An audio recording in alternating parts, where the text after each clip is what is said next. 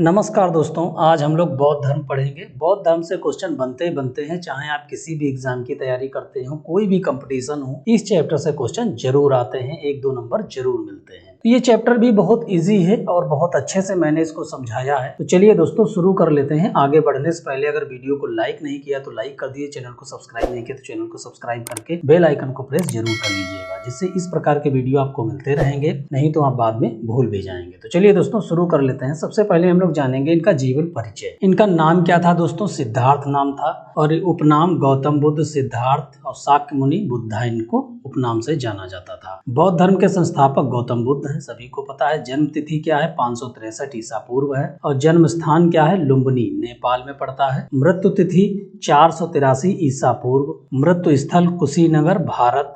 आयु इनकी कितनी थी मृत्यु के समय? 80 वर्ष थे। गृह नगर लुम्बिनी, नेपाल। और धर्म बौद्ध धर्म। जाति किस जाति के थे? क्षत्रिय, शाक्य। और पिता का नाम शुद्धोधन दोस्तों है। माता का नाम माया देवी, महाप्रजापति उर्फ गौतमी सौतेली माँ, यानी महाप्रजापति इनकी सौतेली माँ थी और माया देवी इनकी माता जी थी। पत्नी राजकुमारी यशोधरा और इनका एक पुत्र था राहु। आगे बढ़ते हैं दोस्तों, अब इनके इंपॉर्टेंट तथ्य देख लेते हैं, जिससे क्वेश्चन बहुत ज्यादा बनते हैं। गौतम बुद्ध के जन्म समारोह को आयोजित किया गया। उस समय प्रसिद्ध साधु दृष्टा आसीत ने एक भविष्यवाणी की, यह बच्चा या तो महान राजा बनेगा या महान पथ प्रदर्शक बनेगा। गौतम के जन्म के 7 दिन बाद ही उनकी माता माया देवी का निधन हो गया था। उसके बाद उनका पालन पोषण उनकी मौसी यानी कि सौतेली माँ शुद्धोधन की दूसरी पत्नी महाप्रजापति गौतमी ने किया। 16 वर्ष की उम्र में सिद्धार्थ का कन्या यशोधरा के साथ विवाह कर दिया गया। पिता द्वारा ऋतुओं के अनुरूप बनाए गए वैभवशाली और समस्त भोगों से युक्त महल में वे यशोधरा के साथ रहने लगे, जहां उनके पुत्र राहुल का जन्म। एक बार जब बसंत ऋतु में सिद्धार्थ बगीचे की सैर पर निकले तो उनको 4 दृश्य देखने को मिले। कौन कौन से दृश्य थे दोस्तों? बूढ़ा व्यक्ति मिला, एक बीमार व्यक्ति मिला, बीमारी में स्प्रिंट हो गया बीमार, ठीक है, और एक शव मिला और एक सन्यासी मिला। ये 4 दृश्य इनको देखने को मिले, जो कि इनके लिए जीवन में बड़े परिवर्तन दिखाने वाले दृश्य थे। सांसारिक समस्याओं से दुखी होकर सिद्धार्थ 29 साल की आयु में घर छोड़ दिया, जिसे बौद्ध धर्म में महाभिनिष्क्रमण कहा गया। राज्य का मोह छोड़कर सिद्धार्थ तपस्या करने के लिए राजगृह पहुंचे, जहां उन्होंने भिक्षा मांगनी शुरू की। घूमते घूमते वैशाली के अलार कलाम के पास जा पहुंचे, जिससे उन्होंने योग साधना सीखी, समाधि लगाना सीखा। अलार कलाम से सांख्य दर्शन की शिक्षा ग्रहण की। अलार कलाम के बाद सिद्धार्थ ने राजगीर के रुद्रकराम पुत्र से शिक्षा ग्रहण की। उरुवेला में सिद्धार्थ को कौंडिन्य, बप्पा, भादिया, महानामा और अस्सागी नामक 5 साधक मिले। 6 साल की कठिन तपस्या के बाद 35 साल की आयु में वैशाली की पूर्णिमा की रात निरंजना नदी के किनारे पीपल के पेड़ के नीचे सिद्धार्थ को ज्ञान प्राप्त हुआ। ये क्वेश्चन बहुत इंपॉर्टेंट है दोस्तों।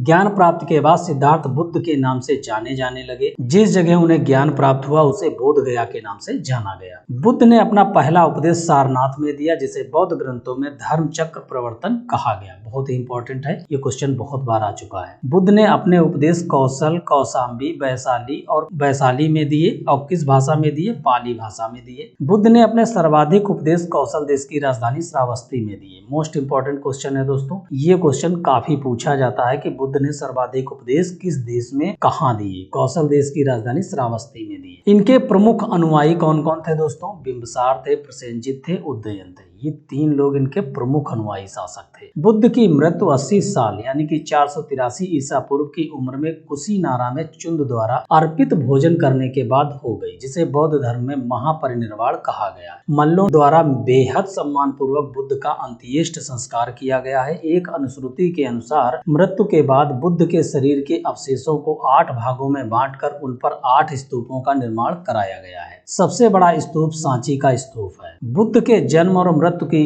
तिथि को चीनी परंपरा के कैटोन अभिलेख याद रखिएगा आधार पर निश्चित किया गया है। ये भी क्वेश्चन बहुत पूछा जाता है। बौद्ध धर्म के बारे में हमें विशद ज्ञान पाल त्रिपिटक से मिलता है। बौद्ध धर्म में अनीश्वरवादी है, इसमें आत्मा की परिकल्पना भी नहीं है। बौद्ध धर्म में पुनर्जन्म की मान्यता है। तृष्णा को क्षीण हो जाने की अवस्था को बुद्ध ने निर्वाण कहा। बुद्ध के अनुयायी 2 भागों में विभाजित, एक तो भिक्षुक थे, दूसरे उपासक थे। भिक्षुक कौन थे दोस्तों? बौद्ध धर्म के प्रचार के लिए जिन लोगों ने संन्यास लिया उन्हें भिक्षुक कहा गया, और उपासक किसे? गृहस्थ जीवन व्यतीत करते हुए बौद्ध धर्म अपनाने वालों को उपासक कहा गया है। तो भिक्षुक और उपासक में भी डिफरेंस आप जान गए होंगे। बौद्ध धर्म में प्रविष्ट होने को उपसंपदा कहा जाता है। मोस्ट इंपॉर्टेंट क्वेश्चन बनता है ये। बौद्ध धर्म के त्रिरत्न बुद्ध, संघ, धम्म। चतुर्थ बौद्ध संगीत के बाद बौद्ध धर्म दो भागों में विभाजित हो गया, हीनयान, महायान। तो हीनयान के बारे में पहले पढ़ेंगे। हीनयान बौद्ध धर्म। हीनयान धर्म को अध्यापन या दर्शन के रूप में अनुसरण किया जाता है। ज्यादातर दक्षिण और पश्चिम में इंडो चीन, सिलोन, श्रीलंका को कवर करते हुए पाए जाते हैं। इनके प्रारंभिक कार्य कम्मा, धम्म और पाली में लिखे गए हैं। महायान की बात करें दोस्तों तो महायान को उच्च प्राणियों के संदर्भ में एक धर्म की तरह माना जाता है। महायान अनुयायी ज्यादातर उत्तर और पश्चिम में पाया जाता है, जिसमें चीन, कोरिया, जापान और तिब्बत शामिल हैं।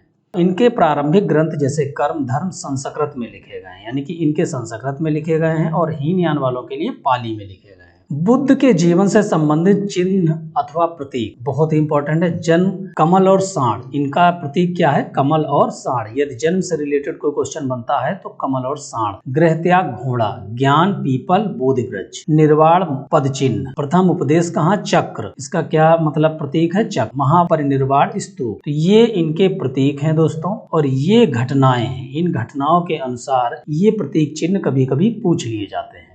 अब हम लोग पढ़ेंगे त्रिपिटक के बारे में। त्रिपिटक का पहला कौन सा है? विनय पिटक। इस ग्रंथ का प्रमुख विषय विहार, भिक्षु भिक्षुणी के आचरण संबंधी नियम बताए गए हैं इसमें, ठीक है।